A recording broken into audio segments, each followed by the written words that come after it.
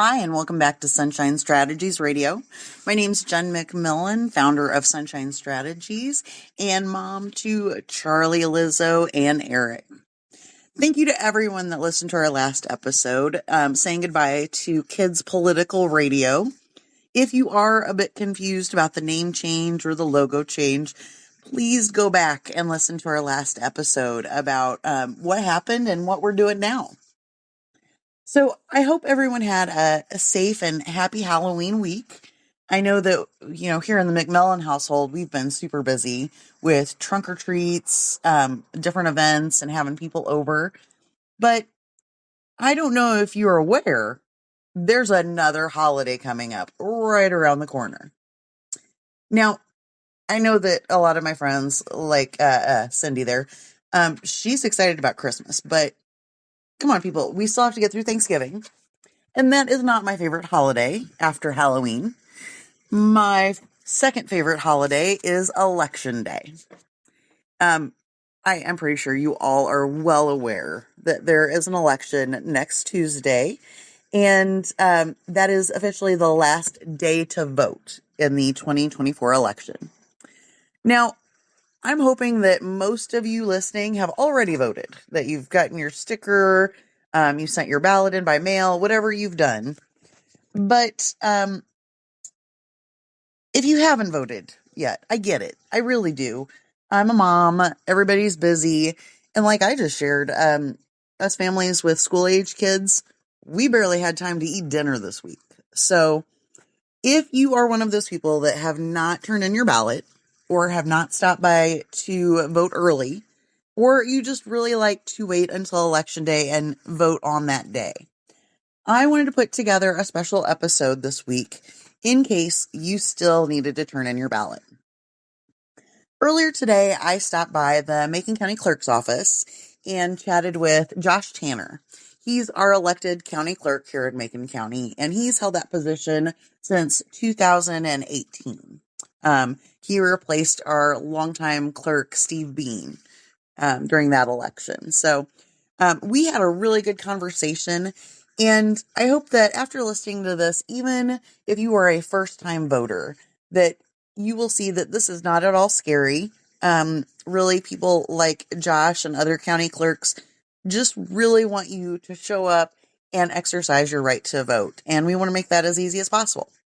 So we're going to chat with Josh, and then we'll kind of wrap it back up. But without any further ado, let's talk to Josh.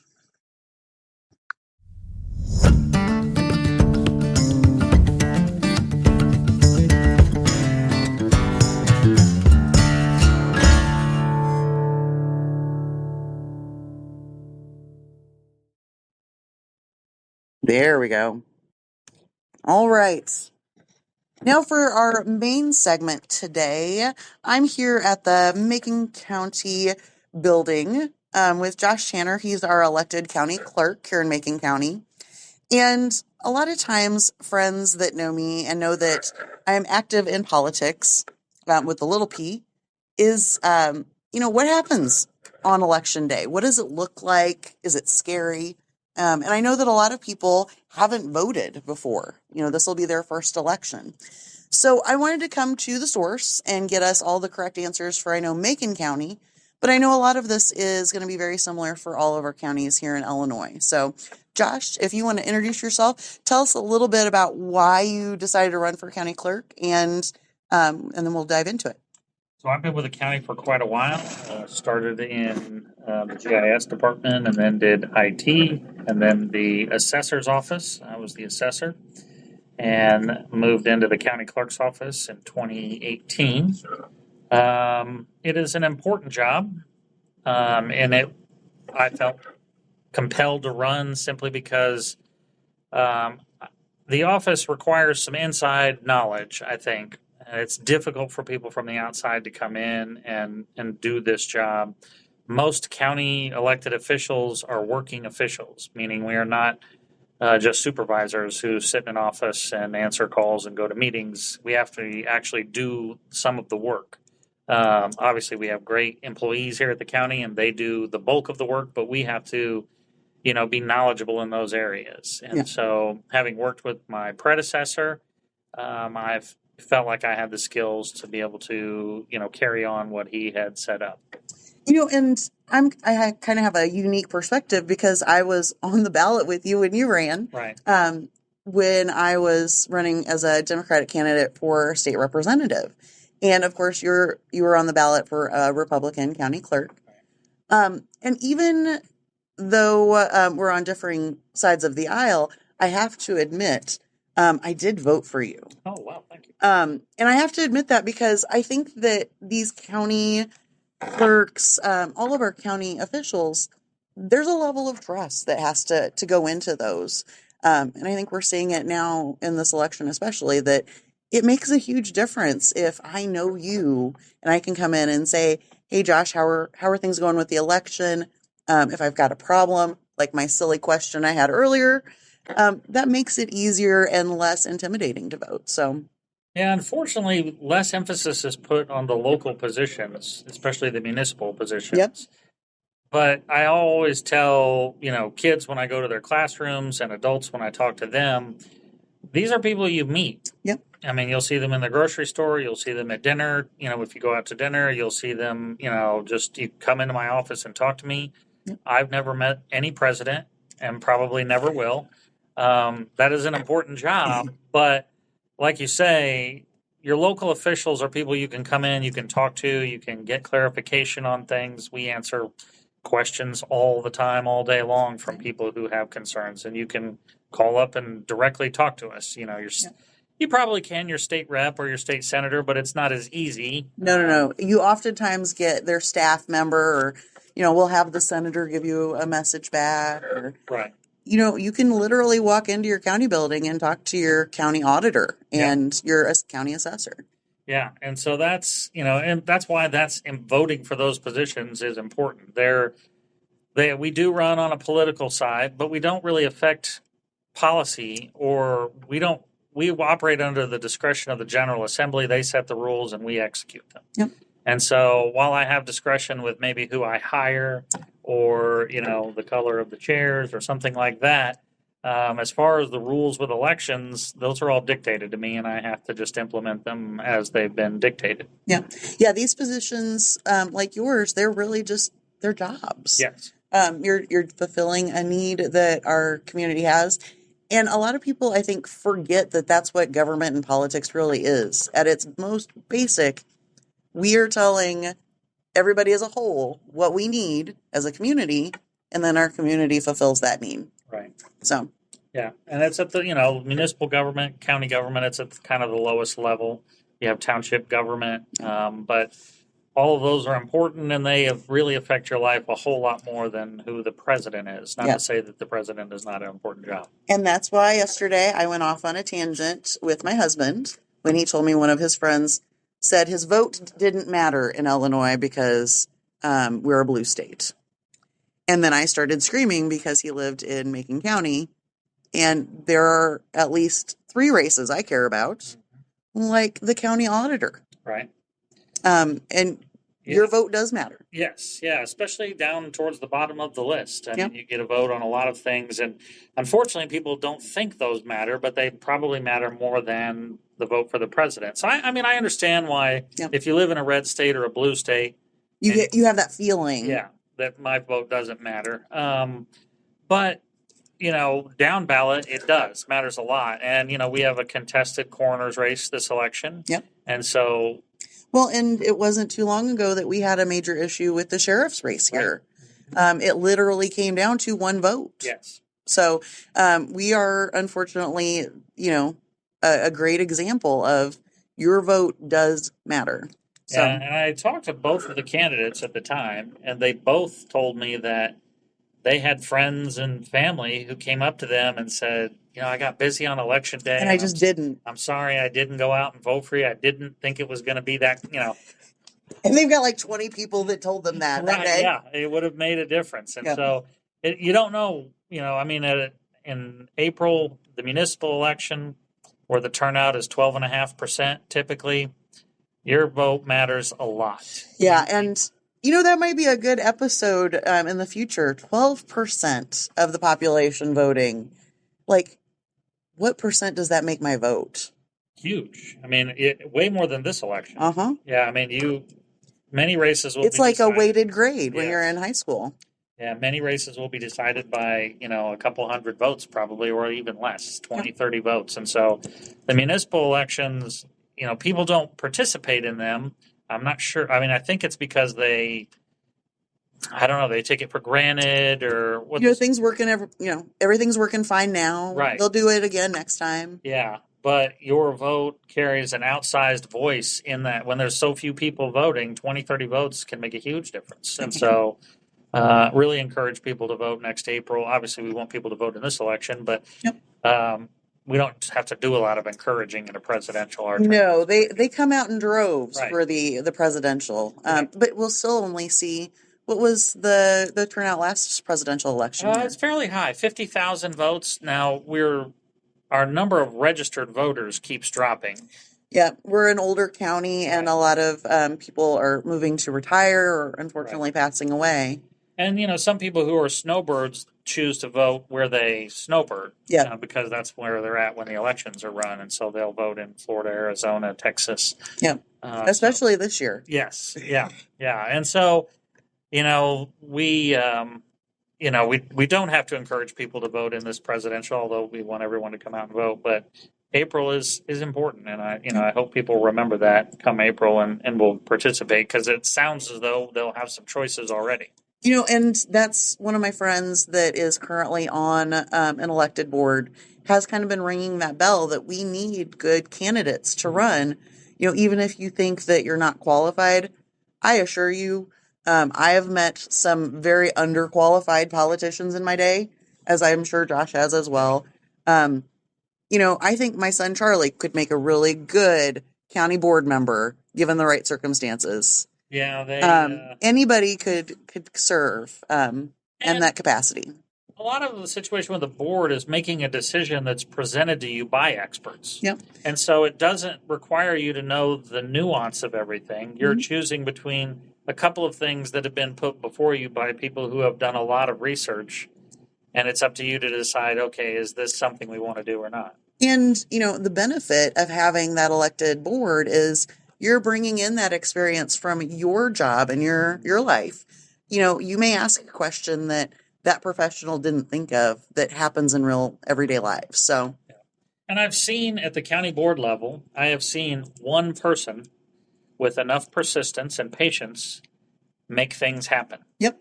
They come back to the meeting every single month with a request, and they're polite. Yep. But they keep re-emphasizing the request, and eventually the board, realizes, okay, this is someone who we have to do something. Yeah, we have to do something here. And so it doesn't take 100 people necessarily protesting to make a difference. It can just be persistence and letting people know that you care. Right. And that other people care. So if that person then at the next meeting shows up with 5 more people, you're like, well, oh no, Barb brought 5 more people. What's going to happen next time? Right. And then there's 20. So, and, the board members start to realize, okay, this is an actual issue that people care about. Issue. Yeah. I mean, you do get at every board meeting, whatever the board is, that you get people who come in, complain, and then you never see them again. Some of them don't even live in the jurisdiction. They do a drive-by comment. And yeah.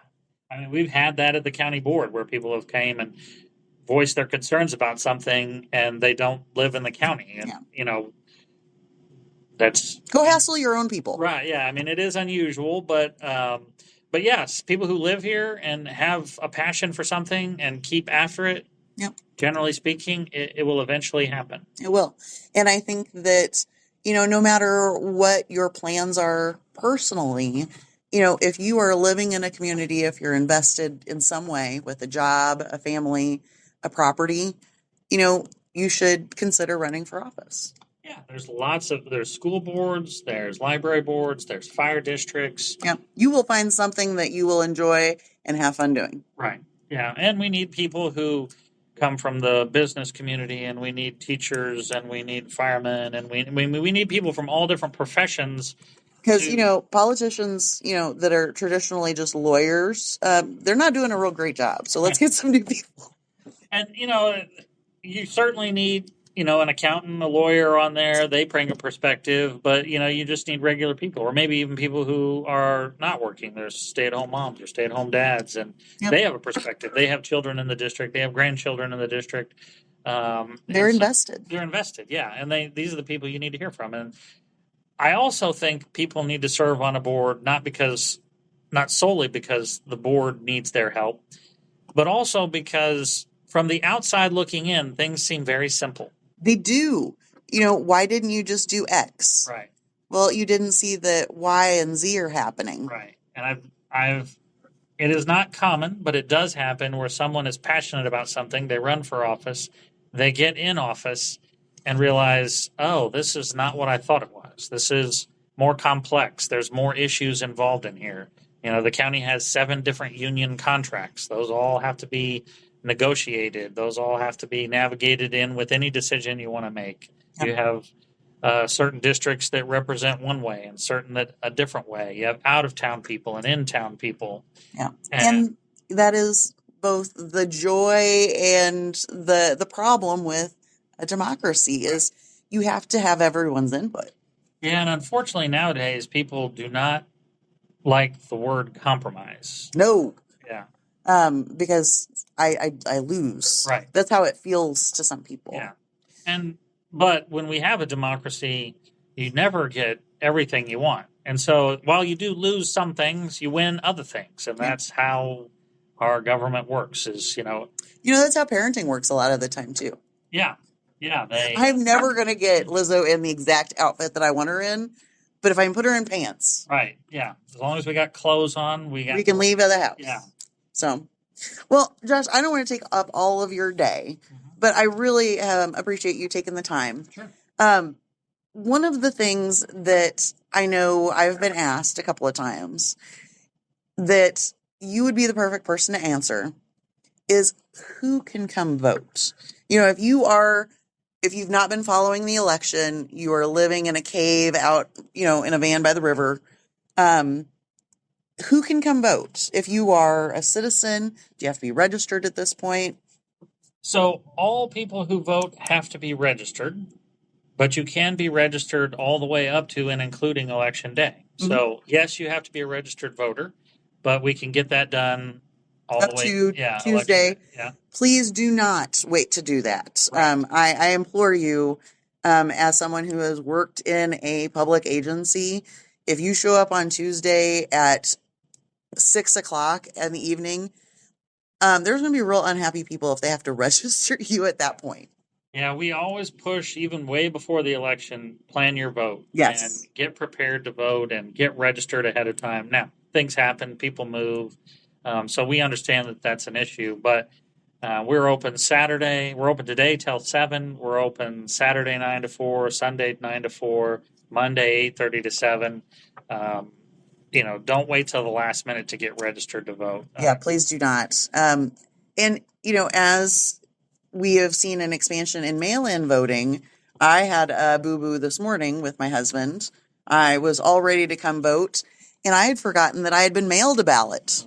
So as a reminder, if you have a mailed-in ballot and you would like to vote in person, is that possible? You can. You need to surrender that ballot. So don't lose it. Right, yeah. Do not lose it.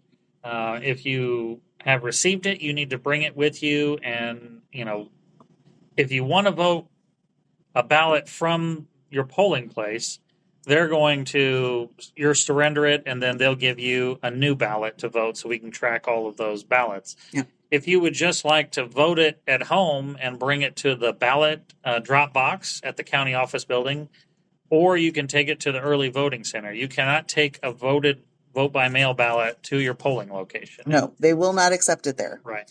And I know that there was a lot of confusion the last presidential election too. Yeah.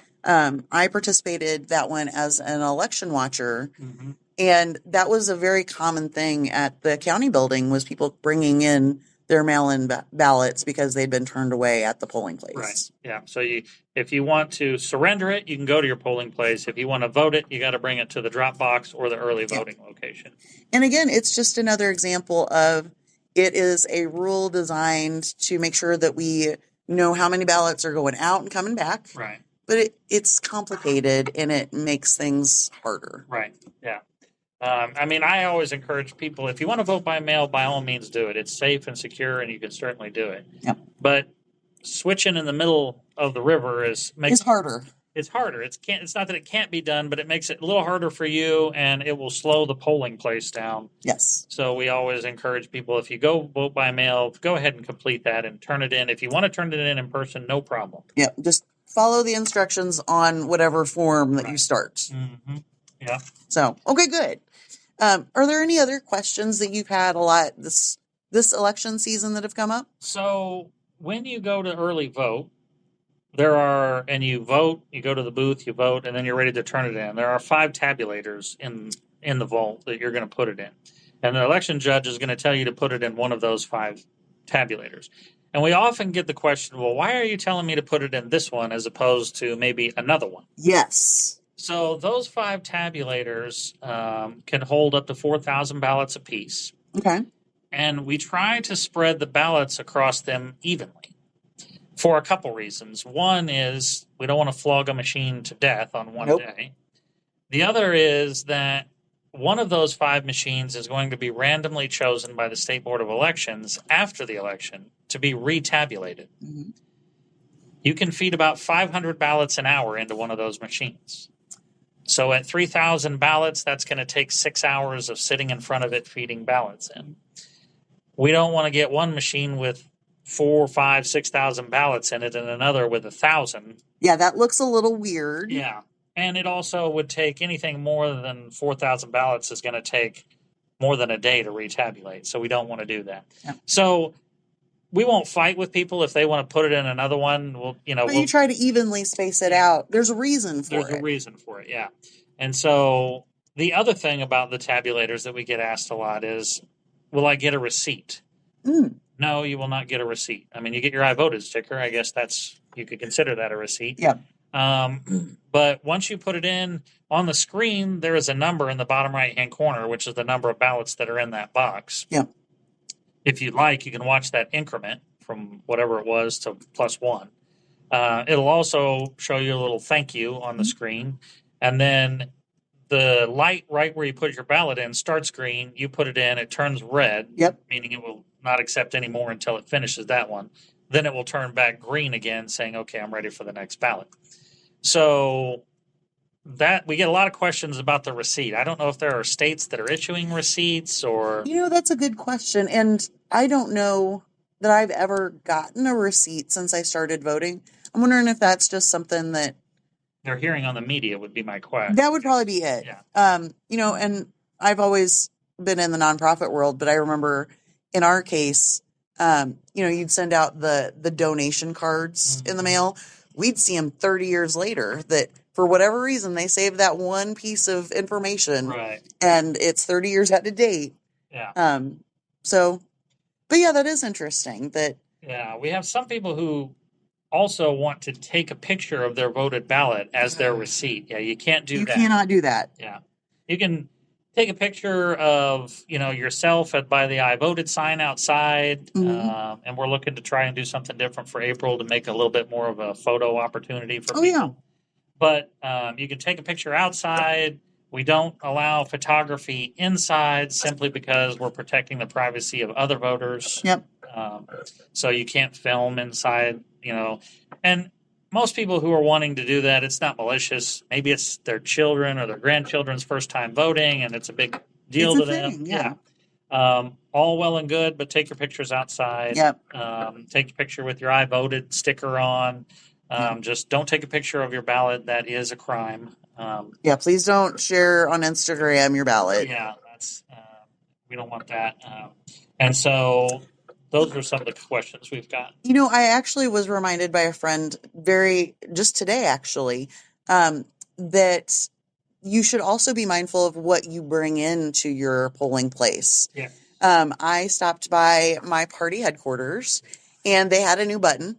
And of course, I love buttons, so I had to steal one. But Brian reminded me, don't put it on and go into the election place because you cannot wear any political insignia Right. in the polling place. So nothing that advocates for a candidate or an issue Yes. can be worn into the polling place or can be worn within 100 feet of the entrance to the polling place. So remember that on election day as well. Yes. You can certainly wear your George Bush or your President Obama stickers if you want, because they're not on the ballot. They're not on the ballot. But none of the candidates, whether that be all the way down to the lowest position, all the way up to the top of the ballot. Yeah, even if somebody had a Kamala for district attorney, Right, yeah. You cannot wear that because she's on the ballot. Right. So, yeah, don't wear any of the candidate literature or material or anything like that. It's a rule. I mean, we could argue with the General Assembly whether it's a good rule. Yeah, or if it makes any difference at that point. Yeah, most people are not swayed in the polling place, but I think its original intent was for candidates. Yes. Keep them from campaigning and annoying the voters. Hanging out there with their buttons and. Right, yeah. And so, but it's, now people like to wear that stuff too. And so it applies to voters and candidates all. Yep. I remember when I went in to vote for myself, and I brought a sweatshirt just for that case to put on over my election day attire to take all of that insignia off. So yep, that is important. And, we have some issues with that. Some people just don't know that that's a rule. Yeah, and they've been wearing that button on their bag for 6 months now. Right, so yeah. Some people do know it's a rule and just, choose not to follow. Yeah, we have those with all rules. Toddlers start that, and it just continues. So, right. Well, I'm trying to think. The biggest thing that I've seen here locally has been a request for volunteers. Mm-hmm. About how many volunteers do you have working this year's election in Macon County, and how many would you like to have had? So we have, at the early voting center, we'll have at maximum probably 13, 14. Okay. That we've been able to staff fairly well. Okay. And that changes. I lost a couple early on, and then we filled in, so that was all right. Election judges, we have an adequate number. We have over 300 election judges. We are allowed quite a few more, almost upwards of 400. Yeah. We have never had, well, not since I've been here have we had that many. Would it be better to have more election judges? Yes. Would it be better to have people who are a little younger and work and would take the day off and be an election judge? Yes, that would certainly be better.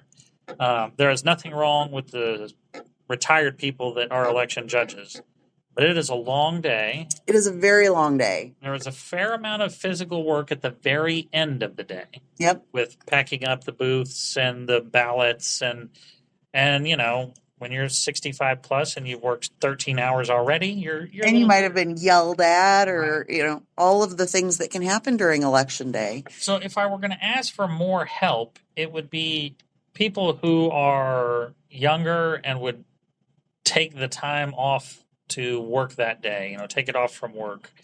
I would really love, if our groups like Rotary or Kiwanis would, a nonpartisan group that would just encourage people to go and make a day of it. Right, or even major employers. I don't want to name any of them specifically, but any major employer that would be willing to say, hey, if you want to take a day off and work it, work the elections, that would be great. I wonder if they would have more luck if it was viewed as a volunteer opportunity rather than a political. Yeah, and election judges, and that is one of the things about election judges, is you have to vote in a primary to be an election judge. Yep. You have to declare your party affiliation. You should be voting in all elections if you're an election judge, but you certainly have to vote in a primary. And while that is based in the fact that we need balance between the parties at the polling place, you don't necessarily have to be political to be an election judge. You just have to choose one side to represent or the other. Yeah.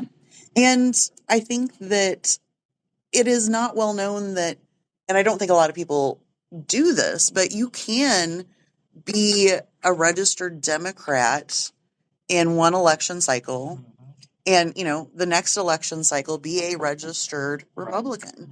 It just has to be that same election cycle. And we get into that with petitions and that sort of thing too. So, I mean, in Illinois, unlike some other states where people move from, you don't go to the clerk's office and choose your party. Nope.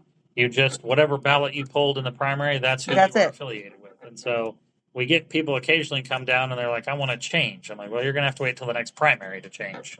There's no process to do that. Right, no, and if you want to change every other election, that's certainly up to you. Not a problem with us. Yeah, you're going to really confuse your local officials, though. Right, yeah.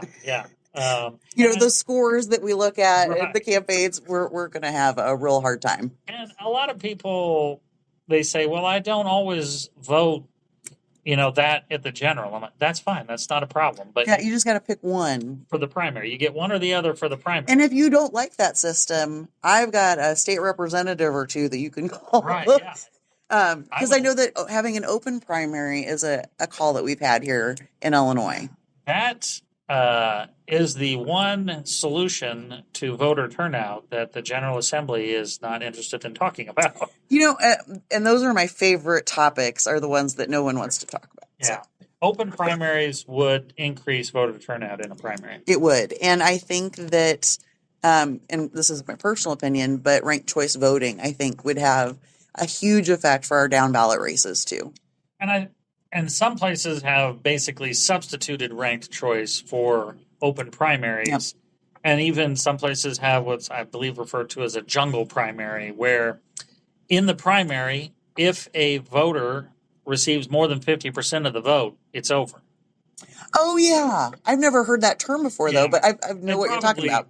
There's probably a more modern term for it, but that's the term I've heard in the past. Huh. And so basically it's...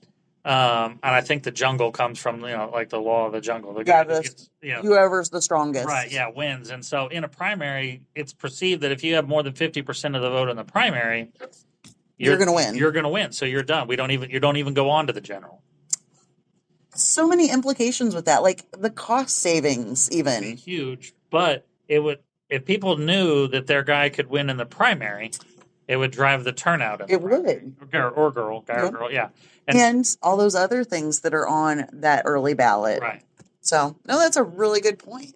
Yes, I mean, if the primaries had consequences that could be final, more people would show up. People would show up. And, the truth be told, there would probably be very few things on the general ballot. Yeah. Because in many instances, anything that was uncontested, it goes. It would be over. Yeah, it would be over, and you would not have them in the general. Be interesting. I mean, it would drive turnout. It's just the General Assembly is not a big fan of opening up intra-party. We don't like that, and we don't like moving things faster. Right. We definitely want to go as slow as possible in state government. So, but the voters would like to narrow down the campaigning time. So yes, I think that has been one of the highlights this year. Is with the change in the top of the ticket for the Democrats. Right. It seems to have shortened the election cycle. I just want 6 weeks. Yeah. Please, can we stop doing year-round campaigning? Well, and some of that's driven by congressional seats are every 2 years, so that... Yeah. You can't ever stop. No. Like our, not to be one side or the other, but I'm friends with Sue Shearer. That lady walks a lot because she's on the ballot every 2 years. Yeah. She has to go and talk to her constituents. I would hate to know how much she pays in shoes every year. Yeah, the state reps do. They are always on. Yeah, I mean, it is always a campaign for them, and that is wearing on them and the voters as well. Well, and it influences their decision making more than I think it should. So. Yeah. Well, before we wander off into that territory, and before we wrap up, is there anything else that you would like to share with voters before Election Day, specifically in Macon County or in general? If you are early voting, we are no longer in the county building. We are the county annex, and that go across the street. Right. It has the Unstoppable Train mural painted on the side of it. It used to be the wrestling. Milliken Wrestling. Yep. Yes. And so that is where you will go to early vote. If you would like to vote on election day, your polling place, and if you're not sure, you can either go to our website and look it up online or give us a call or your voter ID card. Yep, I've got my voter ID card. My polling place is my township building. Right. I may just pop in there and see how they're doing. They always like visitors in South Wheatland, where I'm at. Yeah, it's some of them have been polling places for a long time. Some of them, I'm not going to name them because I don't want them to get rushed, but some of them have cookies. You know, it is. I had the opportunity to go between polling places last time. Some of them are much better equipped than others with snacks. Yeah. That is, if you're interested in being an election judge, snacks are on the table. So They are. Although you have to be an equal opportunity snack provider to all parties. Yes. But I mean, and some of them, they generally have a good time doing it. I mean, there are voters who are more difficult sometimes, but they generally have a good time. They enjoy doing it. And if it's something you've never done, April would be a good time to try it out. Yeah, it's a little slower, not as much volume for people to do. And just to get the hang of it and to see if it's something you would like to do. We do like it when the judges stay over and over and over because you can't possibly learn it all in one election. No, and there is training involved, and you've got to go through all of that. So you've got some resources sunk into those volunteers. Right. Other than that, no, I think we covered most of the questions that we've been getting about the campaign stuff, about the tabulators. Yeah. The one thing, I know that, unfortunately, this election is a little more exciting than others have been. But if there is something that, I out in the public see that looks weird, like if somebody wants my tabulator or my vote in tabulator 1 versus 3, Sure. Where do we go in Macon County if there's something that we have a question about like that? You can call our office, 424-1305. We're happy to answer questions that you might have.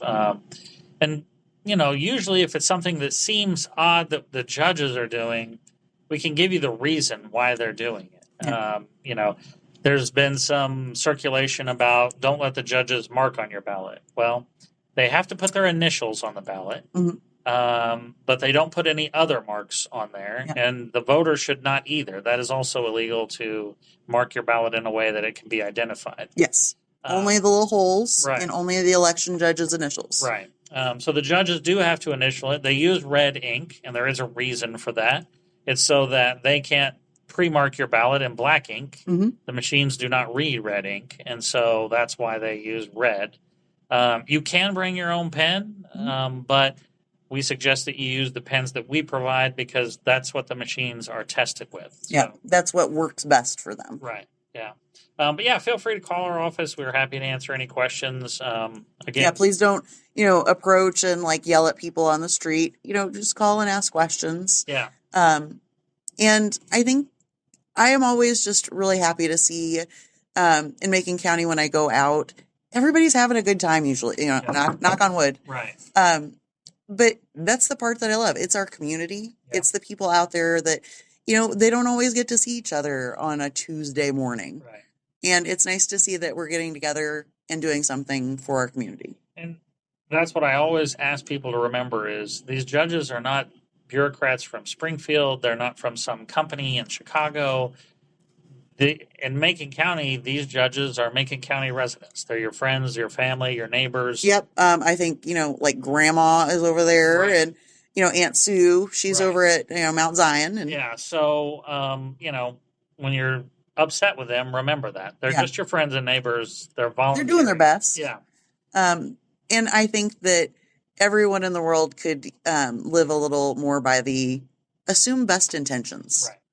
Yeah. They're trying their best. Yeah. Very rarely are they trying to throw a wrench in the whole thing. Right. Yeah. And they, like I say, they're your friends and neighbors. So they're, and could be you if you would like to volunteer. Exactly. Yes. Exactly. If you're that upset with the process, feel free to get involved. Yep. And you would be happy to talk to them after the election day. Exactly. Well, Josh, I really appreciate it, and I hope that you have a wonderful election day, and we'll probably talk to you again soon. All right. Thank you. Thank you. Got to turn this thing off.